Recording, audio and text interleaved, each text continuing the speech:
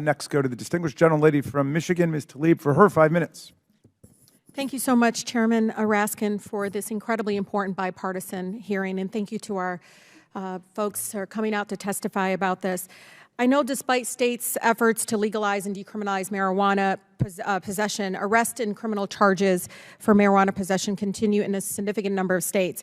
You know, and Mayor Whitfin, I remember reading about during the pandemic that your state was trying to actually build a prison, if not mistaken, with COVID dollars. I think it was, I don't know, millions of dollars that they were pushing away from, obviously, public health during a public health crisis, the pandemic, towards building yet another new prison. Is that correct? Unfortunately, yes. I believe about $400 million. Yes. I think it's one of your top, the state budget is predominantly corrections, correct? Yes. Yeah, in Michigan, the same thing. We're spending like $60,000 or more per person that we're incarcerating, except and something that we could actually be using towards other resources like education. We're having a lot of issues regarding public health disparities in our state. And I know our state, Michigan, is moving in the right direction. We have a governor that is incredibly sympathetic and also leading with compassion and understanding the importance of decriminalization in this moment. You know, Alabama, again, ranks 16th in the nation of the largest racial disparities of any arrest regarding marijuana possession. Can you talk about what that looks like for many of your residents right now? I think the city of Birmingham has attempted successfully to go in the opposite direction that our state is going in related to this topic. Prior to being mayor, I served as a lawyer and prosecutor for the city, so I saw it firsthand, the type of charges that came through our courts at the circuit level and at the municipal level. But since I've been in this position, what we've tried to do is reverse course on that. That's why we attempted to create a Pardons for Progress program at first, but what we saw was that the average citizen either didn't understand or want to participate in the process, which is why we then moved to less than a year of starting that program with just a blanket pardon.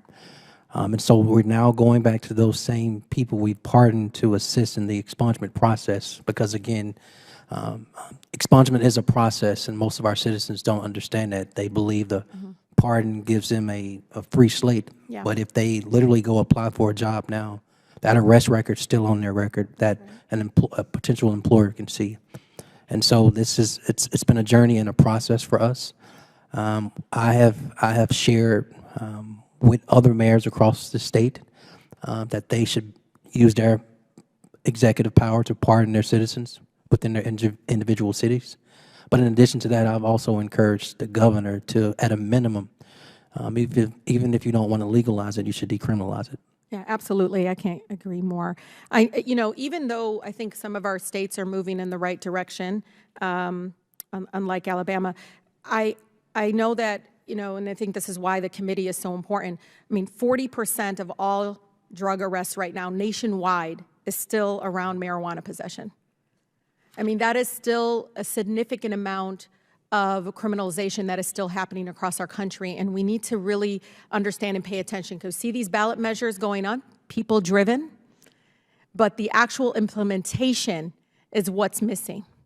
And it's incredibly upsetting for me to see, especially my black neighbors, continue to have impacts on their lives. And Ms. Haynes, I know my good colleague from New York talked about the long-term impacts. But can you talk about, because it's fines, it's a number of things, because even when it's decriminalized, they still have to actually pay some of those fines and some of the things that they were, some of the punishment or whatever they did during the court process. Can you talk a little bit about that?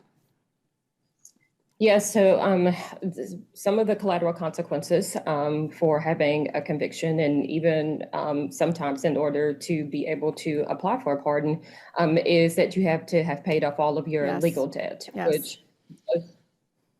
which does include fees and fines that could be associated with these convictions.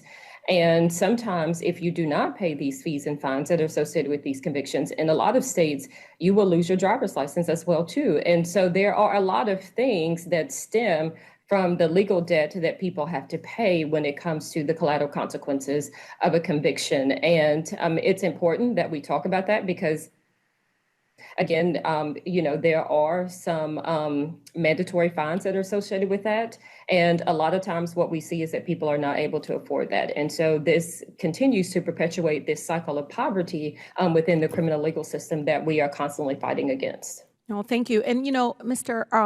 Armenetto, is that correct? It's Armentano. Armentano.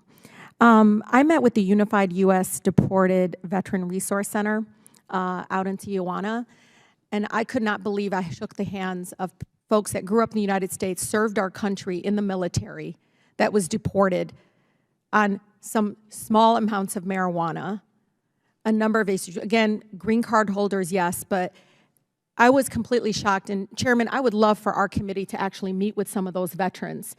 Right across the border, it was horrifying to hear them, many of which had never set foot in Mexico, had served our country, sacrificed their life, and our country deported them on possession of marijuana.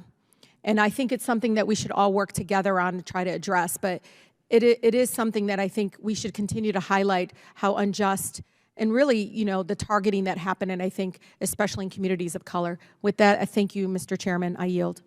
And thank you for your eloquent statement.